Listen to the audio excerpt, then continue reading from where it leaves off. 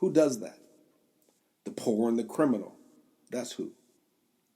Also, letting the oppressor control whether you have a job or the education of our most precious asset, the minds of our children who grow up to be adults. Maybe parents can't control this part yet, but parents must, at a minimum, supplement the education of their children at home. 1 Corinthians chapter 13, verse 11. When I was a child, I spake as a child. I understood as a child. I thought as a child. But when I became a man, I put away childish things. Let me spend some time with you and ask yourself, are you your own worst enemy? You may ask, how would you know if you are? And if so, how can you change this behavior? I care about you. But if you want to stop being willingly ignorant and controlled, actually listen to what is being said to you.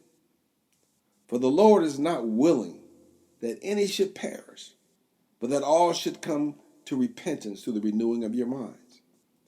I'm not telling you to quit your job or anything like that, because your job is a valuable asset, which you will learn to use to invest in your future self, a future lesson. I'm convinced that ignorance produces poverty and despair and is a comfort zone for the poor in mind and weak in spirit who refuse to learn and grow in order to see themselves beyond their current condition. As you should know, an impoverished mind is easily deceived and has nothing to do with how much money is in your bank account, but is your ability to think and act clearly and effectively. To whom much is given, much is required. Just watch American greed to see how many wealthy and rich people are so easily deceived. Even middle-class black and white churches are in the same group, being easy targets because their congregation and pastor are so easily deceived. Just because a person is dressed as fine as white wine and drives a fancy car leased for the occasion doesn't mean that they are legitimate. Especially when they are so young, just as a matter of critical thought, they could not be what he or she purports to be. If you don't believe me, just watch American Greed. The warning sign of deception is that if you see a person being flashy and throwing money around, it is a red flag. If they don't respect money, how can they respect you? Something is wrong because money is not that easy to come by, and especially to keep. Real wealth is in your relationships, which you will learn more about later. Besides, having money doesn't mean you're knowledgeable about money. Statistical analysis and investment knowledge involves critical thinking and evaluating any cash flow opportunity. This is called doing your due diligence. Let's talk about wealth creation versus deception. Deception is a state of being easily deceived. For example, let's talk about this credit repair stuff all over YouTube. Credit repair is a big gimmick which has taken hold in our community. The pimp and the trick. Which one are you? Invest in yourself and your future and learn discernment in order to identify and stay away from those false merchants who use various tactics to separate you from your money. Since greed is a motivator, credit repair is being used to get you into more debt, which just doesn't make sense and is the opposite of discernment or common sense. The drug dealer and the druggie. Which one are you? Give me more until you get hooked on free money, which becomes a vicious circle, spiraling downward because it is not free. Just the opposite. Let me explain. Not a day goes by that we don't see some credit repair or credit restoration company attempting to charge you upfront credit repair fees, in spite of the fact that federal law says that upfront credit repair fees are illegal. The Credit Repair Organizations Act, or CROA, which is the federal law that governs all credit repair and credit restoration companies in the United States, reads as follows.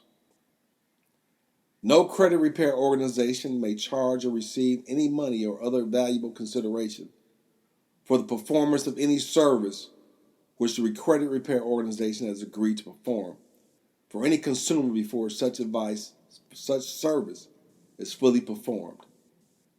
And in plain language, it says, upfront credit repair fees are illegal. Besides, there is nothing that they do that you cannot do for yourself. Also being told that you can use credit to create wealth when the definition of credit means just the opposite. Using other people's money is the same as fake it until you make it. This is an example of misguided, hopeless, and helpless primal mindset, or just simply engaging in inappropriate behavior. Looking for the free lunch and with no meat inside the sandwich.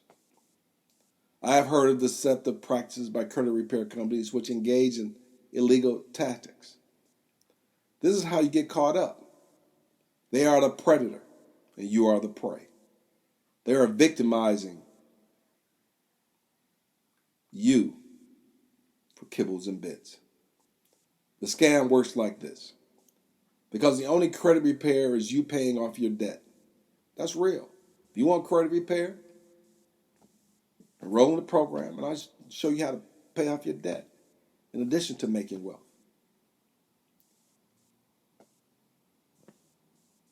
When they say that they can help you with credit repair, they will dispute legitimate charges on your credit report, causing these items to be removed from your credit report for up to 30 to 60 days or until the alleged dispute has been resolved, which only means until they correspond in writing to say the debt is legitimate and provide the proof, which you already know. Of course, these credit reports are indeed full of errors, but not enough to make a financial difference. During which time the credit repair company will tell you to apply for the loan you're seeking before the disputed charges reappear on your credit report. This is a federal crime of fraud and deception. This deception may be successful, helping you to get the loan, until and unless you default on the loan, causing the transaction to be looked into. This same type of scam happened during the 2008 housing crisis, which contributed to the collapse of many financial institutions and brokers who engaged in falsifying financial documents, who went to jail for many years. I had a couple of brokers who called me for advice in advance, and once again, I told them, I said, man, what you're doing is not right, and it's going to catch up with you. We have a tendency of engaging in these types of fraudulent practices. This also includes unlicensed individuals engaging in giving investment advice and seeking investments that require being registered with the Securities and Exchange Commission. Yet we continue to cut corners and engage in suspicious activities, refusing to learn the proper way to get out of debt and create wealth. Short-term gain, which leads to long-term pain. Back to using credit. The proper use of credit is for the savvy and not the lazy-minded, because even the savvy fall prey to the lure of becoming over-leveraged, which is very easy to do when the economy shifts. For example, if you're an apartment owner and you are at break-even, which means your current occupancy rate is just meeting the financial obligations of your loan, now you don't have any cash reserves because it took everything you had to purchase this property. As a point in case, you use a credit repair company that help you to engage in the above strategy to qualify for the loan. Now, a national disaster occurs, such as a COVID outbreak, and not only are your tenants not paying rent, it causes you to fall behind on meeting the loan payments. There are various scenarios, but you should get the point. If you don't have enough cash reserves to weather the storm, you become over-leveraged instantly. And if your bank or investors are not willing to put up more cash, you risk losing everything. This also happens to these REITs, these real estate investments trusts people were talking about on YouTube as well as investments. Once again, how many people lost everything during the 2008 housing crisis? And how many people walked away from their homes because they owed more than what the home was worth? A lot of these loans were 5-year interest-only loans because they could not afford a regular loan. They were told by the broker and loan company to just refinance the loan in 5 years when the loan becomes due. No big deal. These are called balloon payments, requiring the loans to be paid off in full or refinanced at the end of the 5 years. However, since the world economy was in chaos and financial institutions were going out of business at the time, no one was refinancing these loans, and homeowners could not afford to make payments because they lied about their financial status in the first place. In hindsight, the government said they were trying to make home ownership affordable for Americans, but opportunistic Wall Street financiers, financial institutions, and brokers misled the people who wanted to become home owners, but who couldn't afford them without lying, and their brokers showed them how to produce fraudulent financial statements, which did not require proof. They lost everything. I heard of people saying they were driving down the street and houses, new furniture was just on the lawn everywhere, and people just picking them up, putting them in their trucks, and just driving away with them.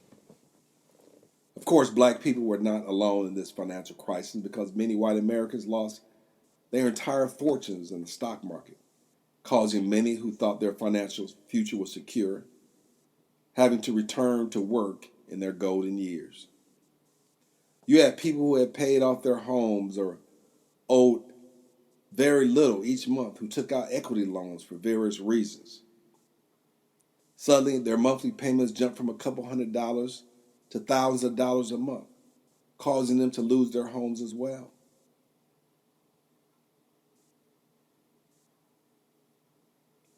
Let's talk about managing your wealth. How can an athlete who just received $1 million or more contract per year end up poor in a few years after their career ends or even during their career? How can a person win the lottery, take a lump sum payout, and end up poor, scammed out of their proceeds? How can a person depend on a tax refund each year in order to get caught up on their credit card bills? You see the uneducated rich and the poor engage in the same type of financial behavior if they are not properly trained or able to seek or listen to sound advice. One just has more money than the other, but they both end up in the same situation. Many a men have lost everything because their wealth was built on sinking sand, such as too much credit. Another great example was losing your house because you lost your job and no longer can pay the note. Matthew chapter 7, verse 24 through 27 says, this is the parable of the wise and foolish builders. Therefore, everyone who hears these words of mine and puts them into practice is like a wise man who built his house on a rock.